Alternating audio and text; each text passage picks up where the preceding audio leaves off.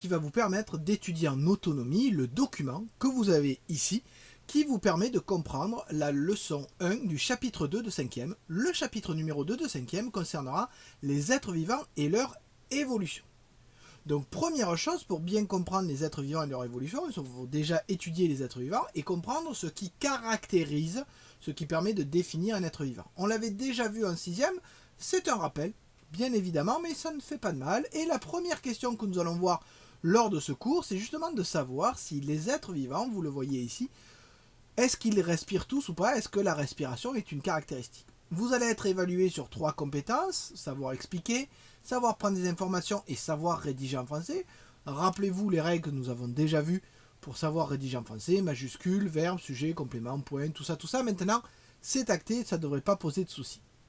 Donc, vous voyez que dans la première partie de ce document, vous avez un tableau à remplir avec la première colonne, le nom d'un être vivant, la deuxième, savoir s'ils respirent oui ou non, puisque l'idée c'est de savoir s'ils respirent tous, dans quel milieu de vie ils sont, c'est-à-dire où est-ce qu'ils vivent, et où est-ce qu'ils se nourrissent, qu'ils se reproduisent, dans quel milieu ils respirent, parce que des fois vous verrez, ce n'est pas le même, et enfin, quel est le type d'appareil respiratoire? Alors vous me direz comment trouver ces informations, vous pourriez faire des recherches sur internet, mais ce qui m'intéresse moi, c'est principalement la C17, à savoir prendre des informations dans un document.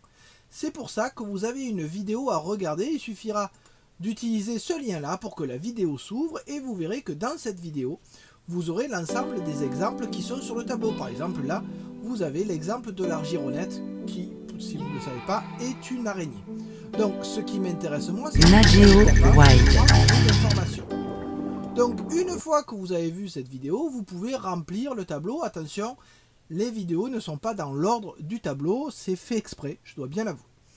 Une fois que ce tableau est rempli et que j'ai pu vous le valider, puisque je suis là pour vous aider bien évidemment, vous pouvez passer à la question 2 qui est une question d'explication, c'est-à-dire d'utiliser les informations pour dire si effectivement respirer est une caractéristique des êtres vivants chez tous les êtres vivants ou pas, ou est-ce qu'on peut avoir des êtres vivants qui ne respirent pas, même si ça peut paraître étrange.